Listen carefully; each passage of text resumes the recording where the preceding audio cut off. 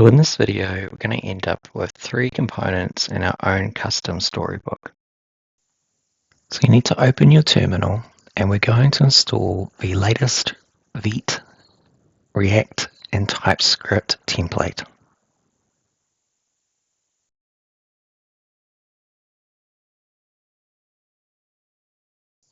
We now need to open VS Code and we're going to open up the folder with the project that we've just created. Now I like to use dev containers when I'm working on projects. Open the command palette, Command-Shift-P or Control-Shift-P, and select dev containers, add dev container configuration file, and then add it to the workspace and type in Node.js TypeScript and use the defaults there. Once this is finished, an alert will say to reopen in a container, and we want to do this to load it under Docker. You will also be asked to rebuild the container. Once that completes, the terminal will allow us to install the latest version of Storybook. So follow through the defaults here.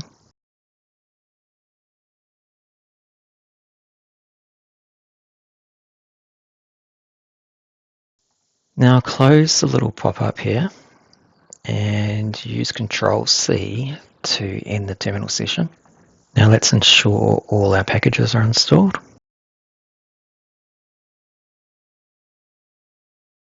I like to use the prettier code formatter, so I make sure that I've got the extension installed.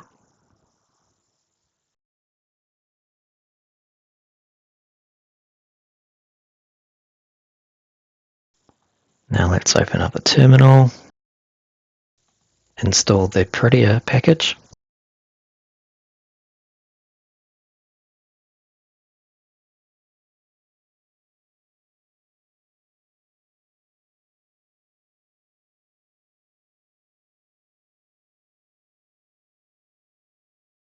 And let's make a new file for the prettier config. So that's prettier rc.json.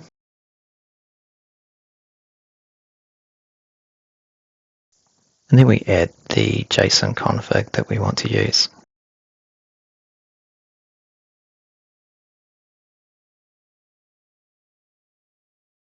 Under the Storybook directory, we want to start by opening up the main.ts file. And then we're going to add some add-ons to it.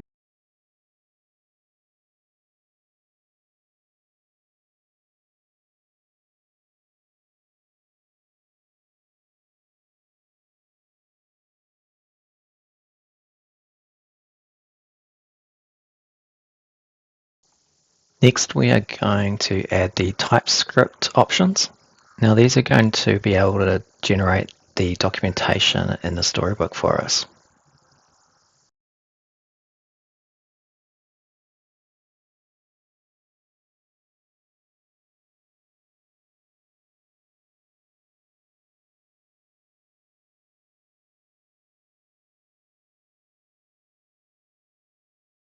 Next, we're going to edit the preview.ts file, and we've got a few items to add. We have to add the font files, and we need to add the material UI theme provider.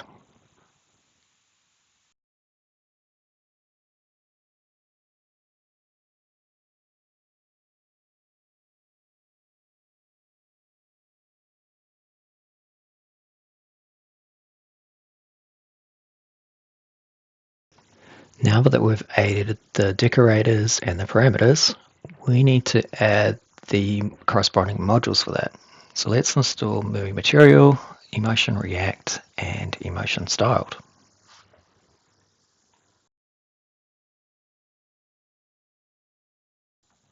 After that, we need to install the font, the material icons as a font, and the icons themselves.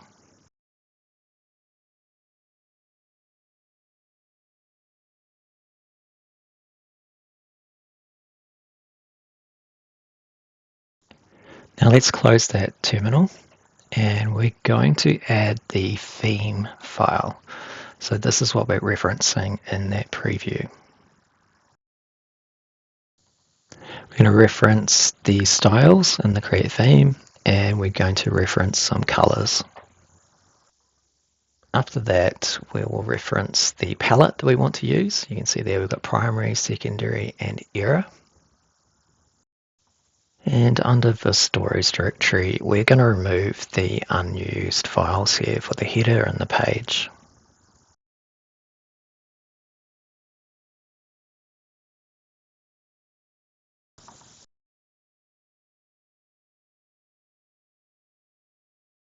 So now we're going to open the button component file, and we're going to clear out the stuff we don't need.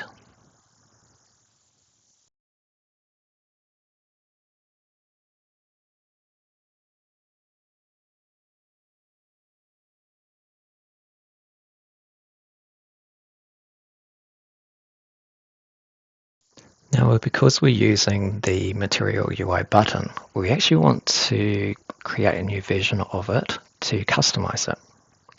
And we've also got to add the button base props and the extra properties that we are going to add as an interface there. So we've added a label. After that, we've then added the button component itself, and we've added some default properties. Now let's open up the button.stories file.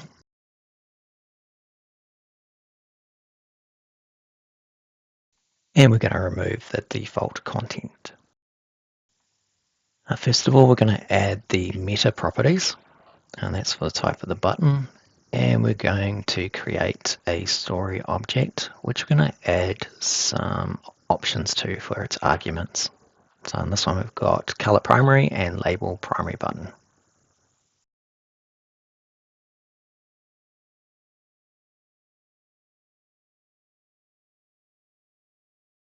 So let's open up a terminal, and we can run npm run storybook to get it up and running. Now, because I've got the Vite extension for VS Code, I get a little pop-up there, and I can preview in an editor in VS Code. So let's look at our button in Storybook. And you can see there we've got the documents for it. So this has got all the previous properties that are coming from MUI.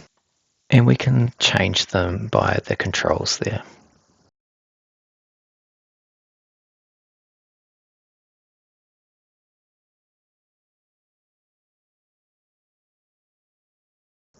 You can see we've got a label, so we can change that, and we should be able to see the changes reflected.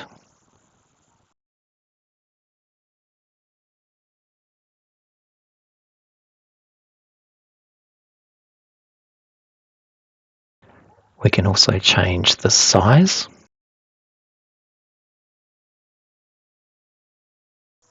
and the variant for the button.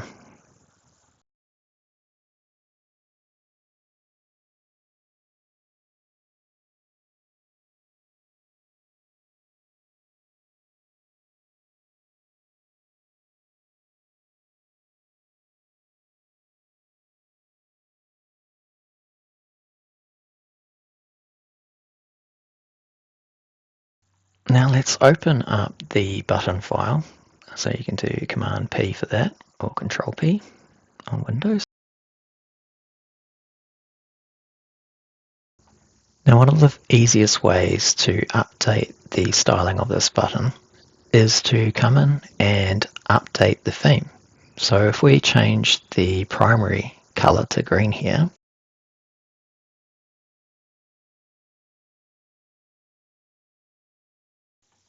we can open up Storybook and see it's reflected here.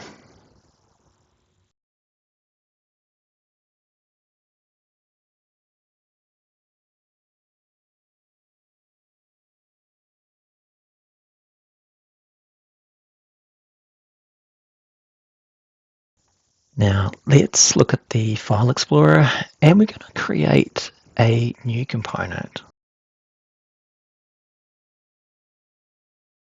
And we're going to call this one Dropdown.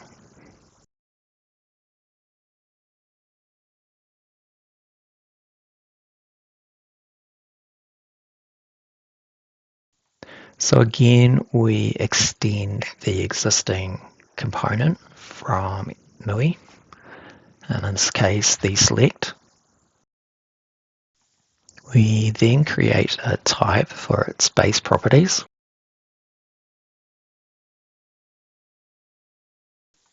And then we create an interface.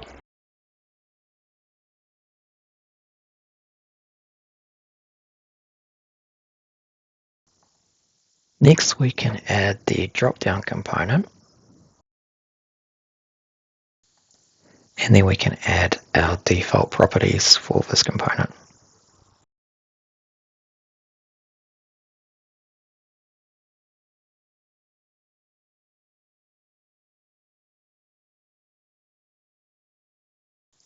We can add the story file now, and it's going to be called dropdown.stories.tsx.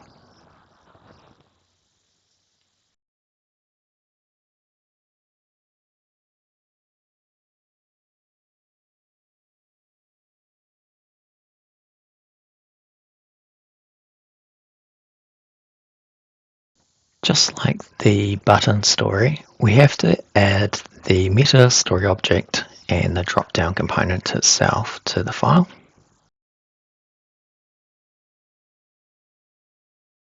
We need to create the meta object and do its export and its type of story. Now we're going to add the example for the story there.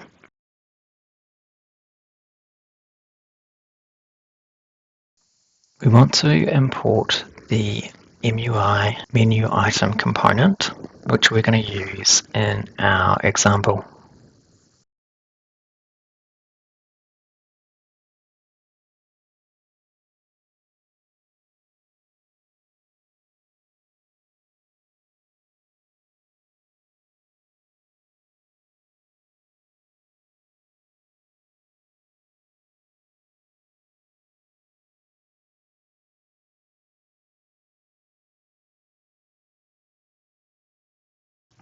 Now that we've imported the menu items, we now need to create an array of the children items that are going to be of our drop-down, so all the options that people can select.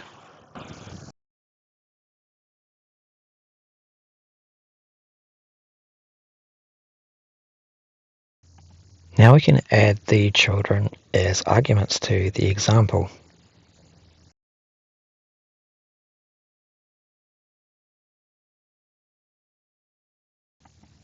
Now that we've added the child items to the example, let's go over some ways that we can actually do some customization of the actual component itself in terms of its look and feel. So we can add a style attribute, and just like how we would with CSS, we actually have access to all the standard CSS options available. So in this case, I am setting the background to orange.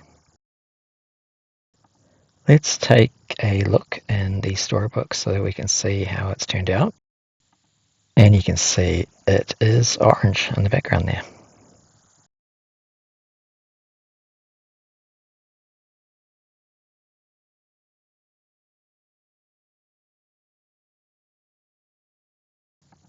Now let's create our new component. Now this one's going to be a bit more customized in the sense that we've got a lot of elements that are going to make up the component. So this is Datatable, and in it, it will need to import a whole lot of components. As you can see here, there's a table, table body, table cell, table container, table head, and table row. Next, we'll make an interface for the data for the table.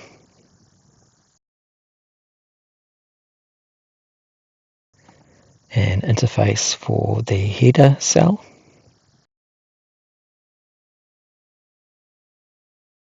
And an interface for the table header props made up of the header cells.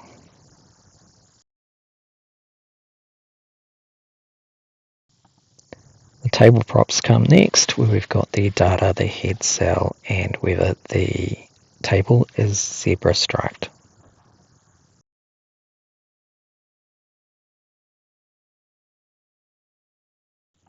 So we're going to need a table header component, which is going to take the properties needed for that header row.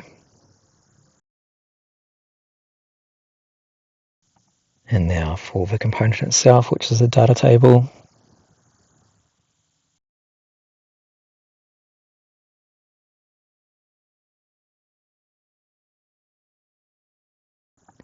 We can destructure the props for the table into the variables we want to use.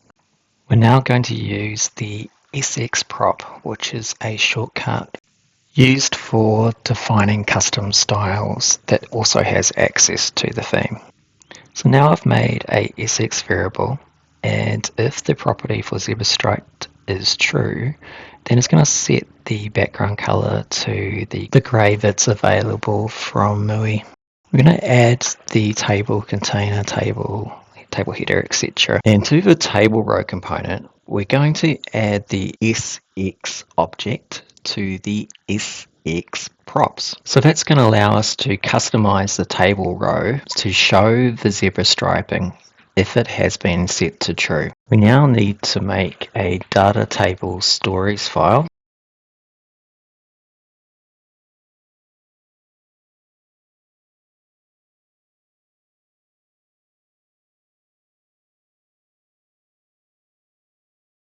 And like previously, we need to import the component, and we also need to create a utilities file where we're going to create our data. On top of that, as usual, we need to pull in the meta and the story object.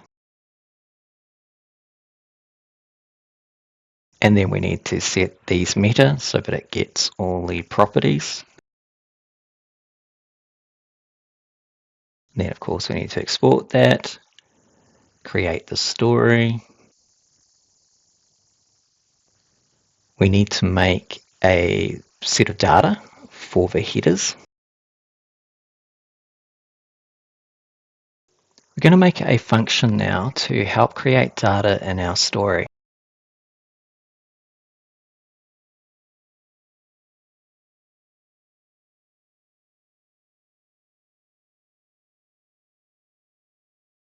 So now we're going to create our data using the utility function createData.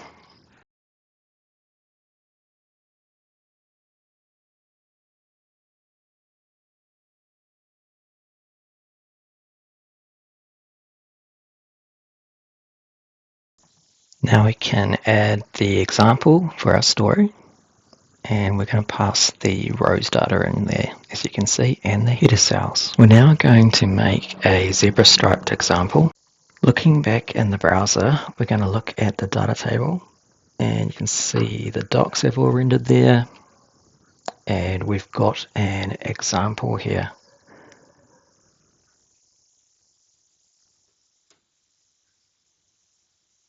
On the following one, we have the zebra stripes because we have the zebra striped value set to true.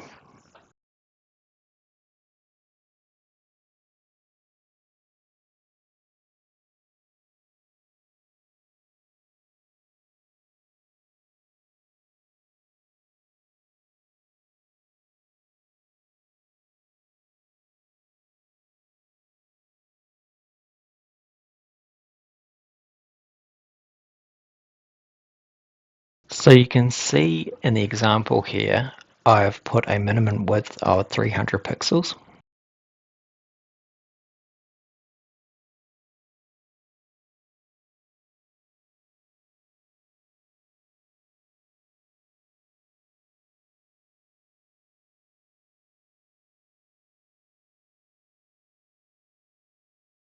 And when we try to close it to that size, it stays at that minimum width.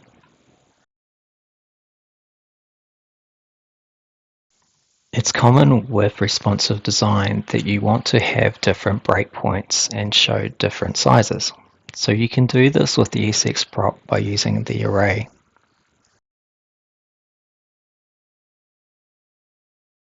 So in the first example here, the breakpoint is for the larger size, and it's set to be the 750 pixel mark.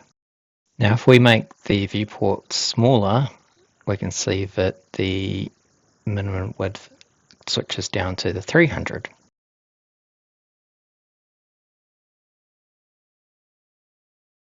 So we've built a storybook now with 3 custom components. We've got the button here, and we use the theme there to set that primary color. Remember that you can change the color set in the theme.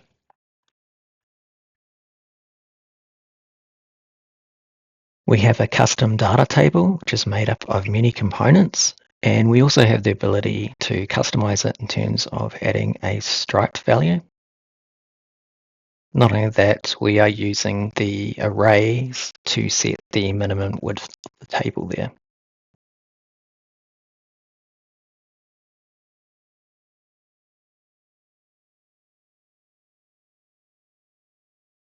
Finally, we have a drop-down, and we've gone for the most over-the-top way of styling, and we can actually add a style property and change the CSS properties on the actual component. So don't forget to like and subscribe my video here, and check out the GitHub project linked in the comments, as well as the text guide.